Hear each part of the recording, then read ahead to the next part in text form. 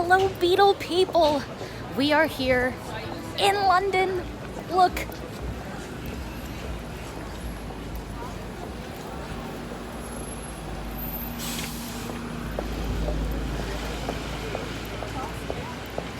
Double-decker buses, taxi cabs, you name it, it's here.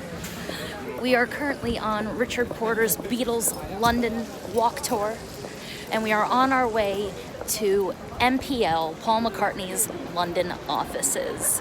Yay! The guide to the Beatles London also hold the title Beatles Brain of Britain. So no, sounds rather derogatory, but I think it means to know a fair bit about the Beatles. That's what they told me anyway. Won the prize up in Liverpool. Focus on our tour today is to tell you a few things about it.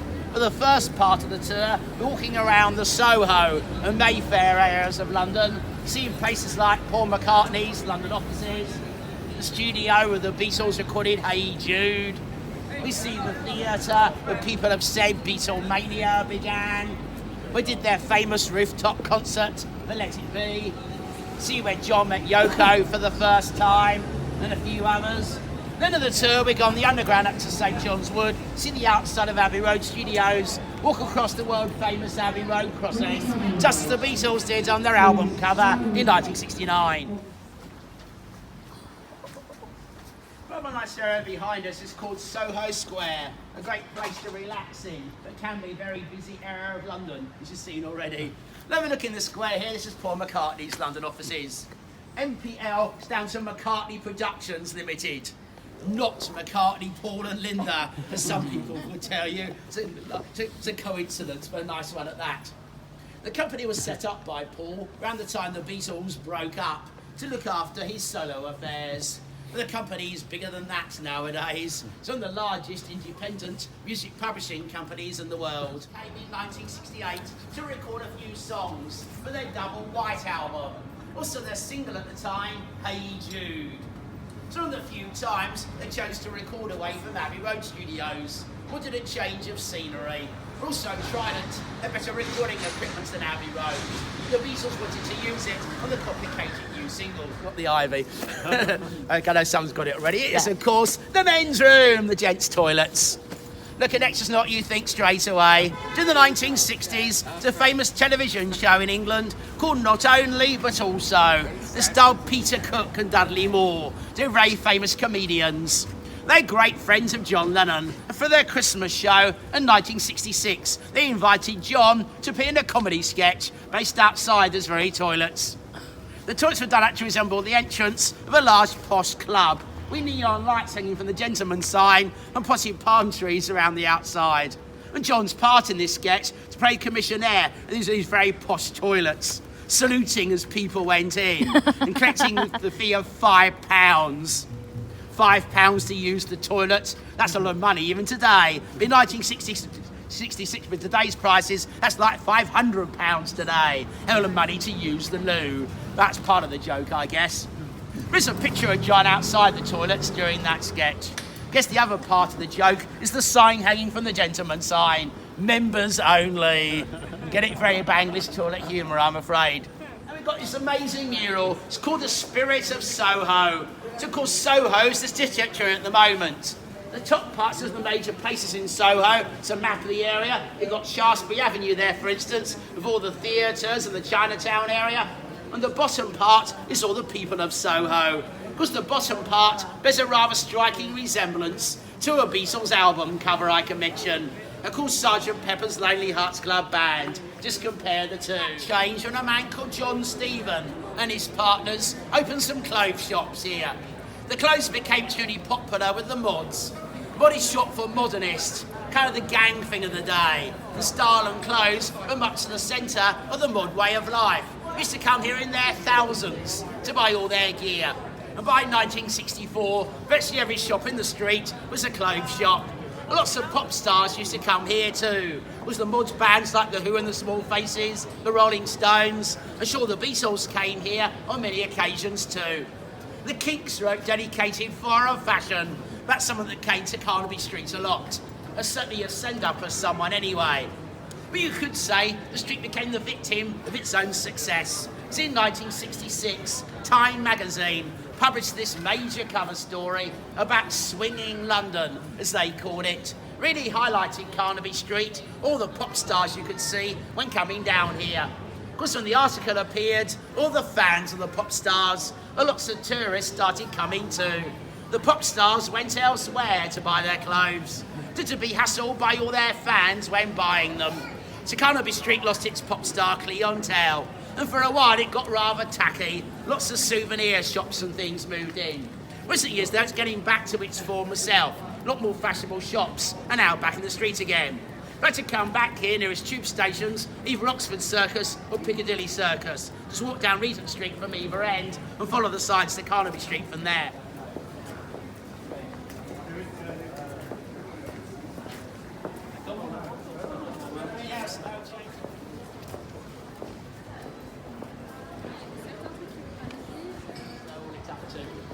Highlight of any show business career to play at the Palladium. To the 1960s, a famous television show was done from here called Sunday Night at the London Palladium. It's the most watched shows on British TV at that time. Very similar in format actually to the Ed Sullivan show in America. It's very much an all-round sort of family entertainment show. Well, the Beatles first appeared on the show at September the 13th, 1963. They've been on TV many times before this. Woody had #1 hits. Been on sort of teenage pop shows before. You could say the Palladium show, the first time the parents saw the Beatles, as well as their kids. Showed a huge impact that way. Was look at the scenes outside the theatre, because virtually the whole day, the theatre was surrounded by Beatles fans, screaming at the tops of their voices. It's their favourite group were inside. Russian girls have been screaming at the Beatles for a long time. It's the first time it happened in central London, right in front of the noses of the national newspapers. Who before this happened to know about the Beatles, or for that matter, pop music in general. Pop music wasn't deemed important enough to write about in newspapers then, because the Beatles really changed attitudes. The next day, the Beatles and their fans were front page news in virtually every British newspaper. So for that reason, lots of people have said the Beatle mania started here at the London Palladium. This is in this building called Sutherland House. It's no coincidence it's next door to the Palladium. He became a manager, wanted to become an actor. He went to London's top drama school, RADA, for a while. Now the talent or the discipline can act full time. Became a manager instead. It's a very successful one. Even though most of his artists were from Liverpool, King of course the Beatles. Brad Acton Movies Company, NEMS Enterprises, down to London. As saying earlier, the music industry was so based here, with no sense Brian staying in Liverpool. We're better for Brian having his offices next door to the Palladium. London's the most famous theatre, right in the middle of the show business area. It's a great place for someone who loves the theatre anyway. Of course, the Beatles came here on many occasions to see Brian, also to see members of the press, give various interviews. One interview that John Lennon gave here caused quite a bit of trouble. So across the road, down at Abercrombie Kids, is #3 Savile Row. From 1968 to the late 70s, the building was owned by the Beatles to house their Apple group of companies. The Beatles started Apple really for tax reasons. So at the time, they're paying 95% tax.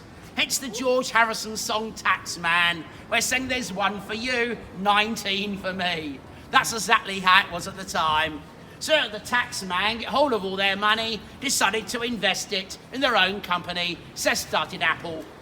I think through Apple, wanted to help fellow artistic people get started in their industries. They knew from experience that most artistic people had to go to lawyers and accountants, or men in suits as John put it, to get money and advice. They thought it would be better, all these people, come fellow artistic people, hopefully understand their needs a lot more. That's the idea anyway. Didn't work out in practice. It's basically the Beatles overreached themselves. They stuck to Apple Records, it might have worked, because they knew something about the record industry, but they didn't. There's Apple Films, Apple Electronics, Apple Tailoring, but an Apple School at one point. That never opened due to the chaos of the company. And it was chaos. So when John and Paul went to America in 1968 to promote Apple, didn't know what they're promoting really. So what came across in the interviews they gave was the Beatles had several £1 million to give away to anyone who wanted it. Wasn't the idea at all. Wrote declared open season on the building here. People all over the place came to 3 Savile Row trying to get their hands on the Beatles' money, or at least see a Beatle. They didn't see a Beatle, they didn't even souvenirs. There's no security at all. Things like television sets and a couple of company cars mysteriously disappeared. Anyone that came here seemed to be given food and drink as well. The catering bill came to several £1,000s a month. There's a great book about the early Apple period called The Longest Cocktail Party. The book was written by a man called Richard DeLillo. His official job title at Apple was the house hippie. I think that really sums up the philosophy of the company, or actually employ a house hippie. Which around the time Apple was its most wasteful, the Beatles embarked on a musical project, this is called Get Back. The original idea was going to record a new album with a difference. Going to film themselves rehearsing for the album, then play it live in front of a huge concert audience. I say get a new album out of it, but a film and a concert as well. They started rehearsals for the concert at Twickenham Film Studios in early January 1969. The thing started going badly wrong from the start, so much so that George Harrison walked out on the group for a while, and he came back and the idea about a big concert was dropped. Instead of doing a concert, they decided instead could finish the album. Instead comes the new Apple studio down in the basement here at 3 Savile Row. But still things weren't going particularly well. There's a picture of the Beatles listening to some of the songs they just recorded. Look at those glum expressions on their faces. So things weren't going well at all. As it was a bit better here, did record some good stuff in the basement, but still the atmosphere was a bit not exactly great, should we say. Well, things had to come to an end because anyway, Ringo Starr was about to start working on a film he was acting in, The Magic Christian. The Beatles wanted some sort of climax for the film and what to do. Paul McCartney was determined to play live somewhere. Where are they going to play? They couldn't agree. I mean, the initial idea was going to play in the Roman amphitheatre, middle of the desert in Tunisia. That's never going to happen. Then, of course, the only place they could agree to go together was on the rooftop of their own building. It's gone on the roof and started playing on January the 30th, 1969.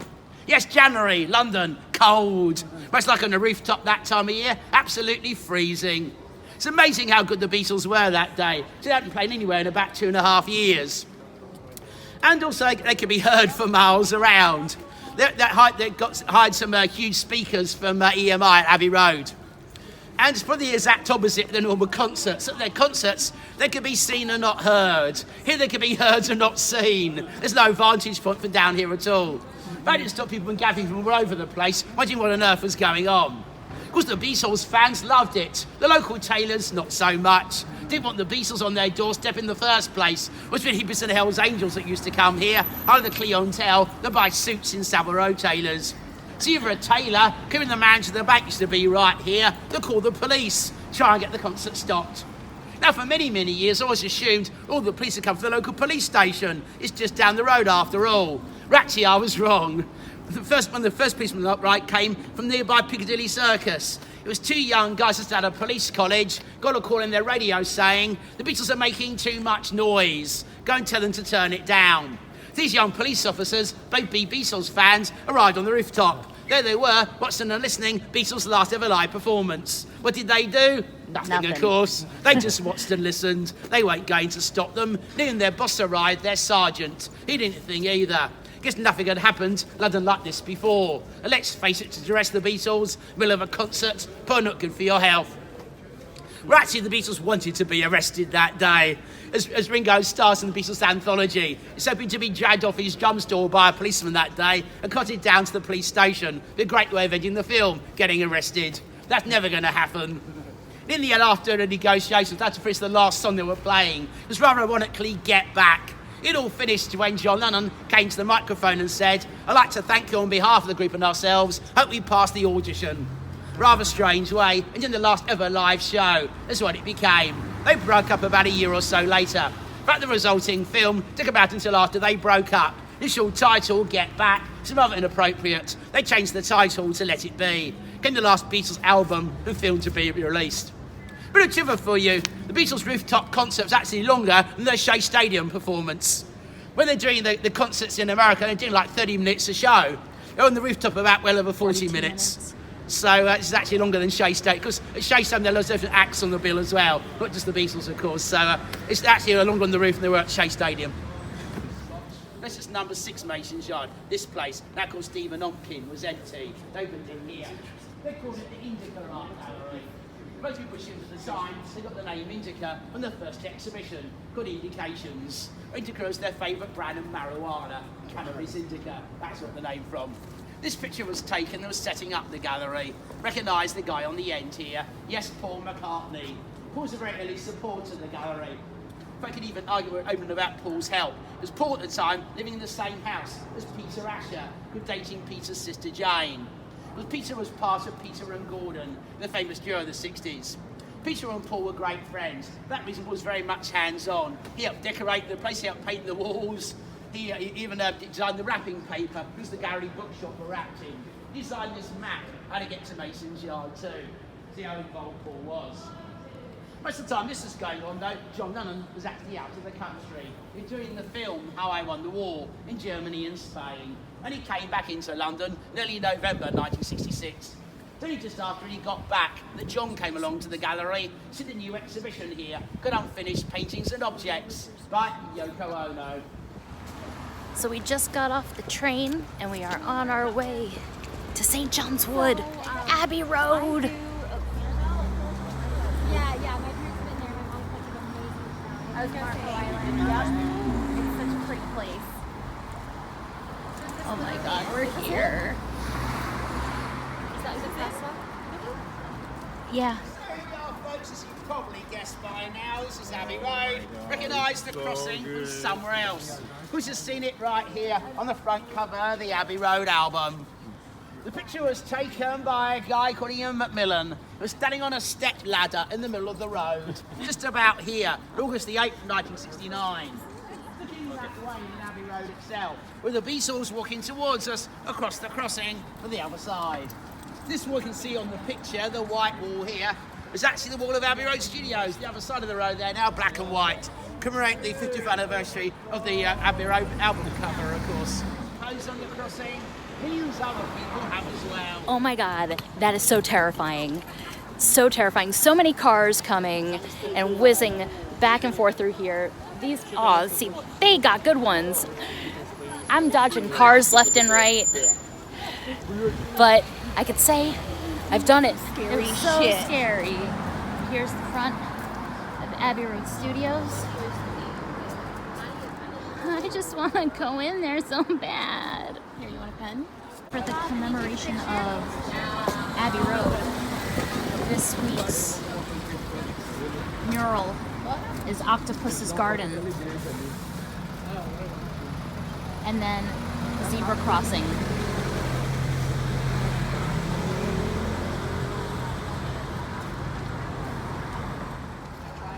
There she is, leaving her mark.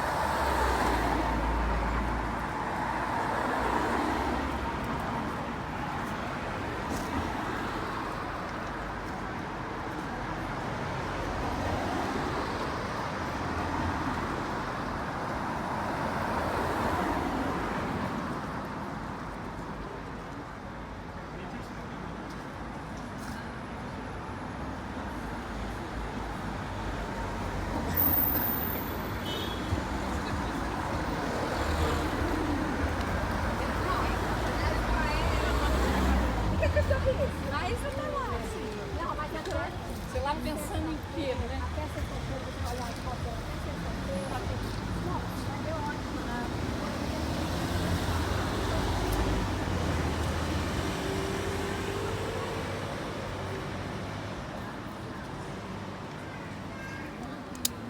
Shop, which is right next to the building. See, we could just hop the fence right here. It's not that high. No. Don't want to get arrested in a foreign country.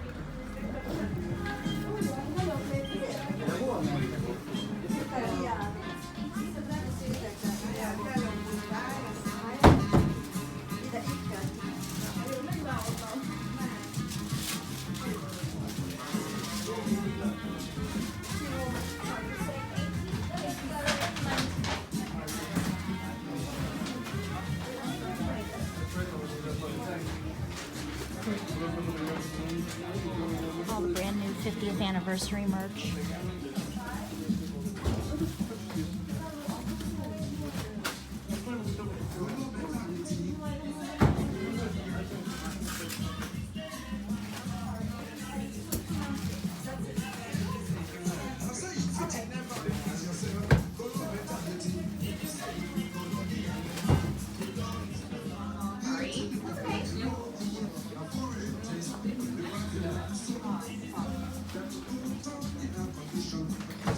You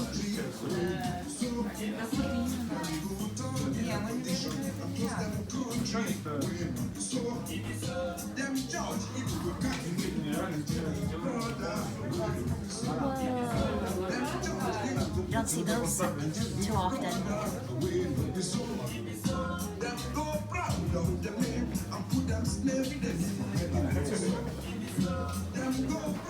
Yes? Rocking across Abbey Road. It's so scary. In a hard day's night. So, Austin Place running down here, Oh my goodness. being followed by all their fans. George Splat. Yep. See, there's. Actually, let's go down this. Yeah, let's go.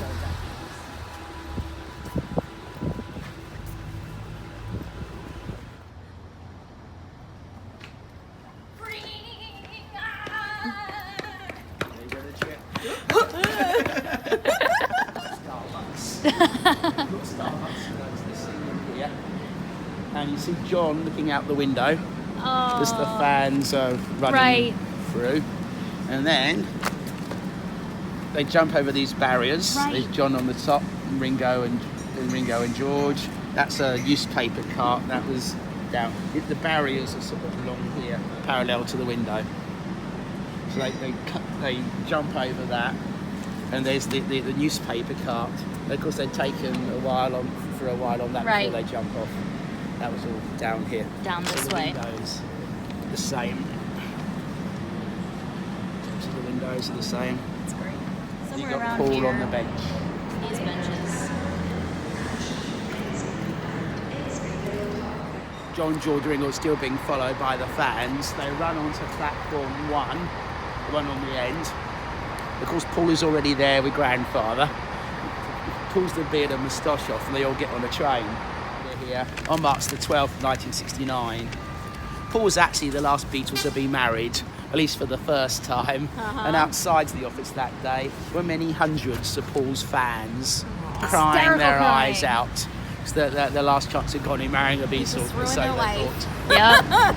In fact, so many people were outside that Paul and Linda had to go in the back way, round all the trash cans, get into their own wedding. You see by this picture here, hardly the most romantic way of starting your wedding day. Those sorts of the people that were outside. Good to respect Linda later on. That's funny. Well, if walls could talk, that place could tell you a few things, I tell you. Oh boy, could it? Because it goes back long before John, actually. First Beatle connection, 1965, when Ringo moved in with Maureen. It's their first marital home. Oh, wow. So they moved in here. They had a couple of places before that, which was their first marital home. And yeah, and just afterwards, one person I got to know really well was Alf Bicknell, who's the Oh, Beatles the driver. chauffeur. And he was rang up not long after Ringo and Maureen moved in, rang up very late at night, very early in the morning, by Ringo saying, "Help, Maureen's gone into labour." So Alf had to rush down with the car, drive them to the hospital, and Maureen was, and Zach was born, waiting to go to Buckingham Palace to get the MBEs in October that's great. 1965. That's going to get the MBEs. Well, anyway, Ringo moved out, but kept hold of the apartment because, well, he wanted a London base, especially when the Beatles were recording at Abbey Road, but mainly because other people could use it. It's the Apple shop. Wow. This is basically the first of the Apple projects. It's so rainbowy. I love it. So the idea actually was going to be something completely different. Okay. Basically, it was a group. It was let's see. It was Clive Epstein, Alistair Taylor, Pete Shotton, and who the other person? Stephen Maltz, who was the accountant at basically they set up Apple between them. They had a committee meeting about what to do with the Beatles' money. The original idea was actually greetings card shops, which was actually on a business side. No, they were uncommon in those days. Been a great idea. Yeah. John Lennon said, "Oh, that's too boring." Yeah. But actually, use an F word as well. That's another story. But so that was out. They knew the fall because they designed the clothes the Beatles were wearing on the Our World TV special, All You Need Is Love. Right. The cost weighed a ton, as Ringo said on the anthology. He could hardly drum because his clothes were an absolute ton. Yeah. So, but anyway, they look good. So basically, they opened the shop. Took ages to open because Paul would go in one day, someone had it set up this way, John would go in the next day, because no, change that, I want it this way. Yeah. So it took ages and ages to open. Finally opened in December 1967. Yeah. So it's mainly clothes, but also sold grapefruit, Yoko Ono's book, I wonder why. Indian course. stuff, I wonder why. George, it's anything the Beatles liked, they sold in the shop. That's funny. But mainly clothes. Yeah. The mural was designed by the Fall, and it wasn't popular. No. Local shop owners didn't like it at all. I'm Nope. And sure. it was, in fact, didn't have planning permission either from the local council. Yeah. So it was painted over very quickly. It was whitewashed over. It wasn't that long after that, the Asher family invited Paul to live here. Oh. Talk about a liberal family for 1963. Yeah, right. Yeah. Asking their daughter's boyfriend to live in the family home. Right. Yep.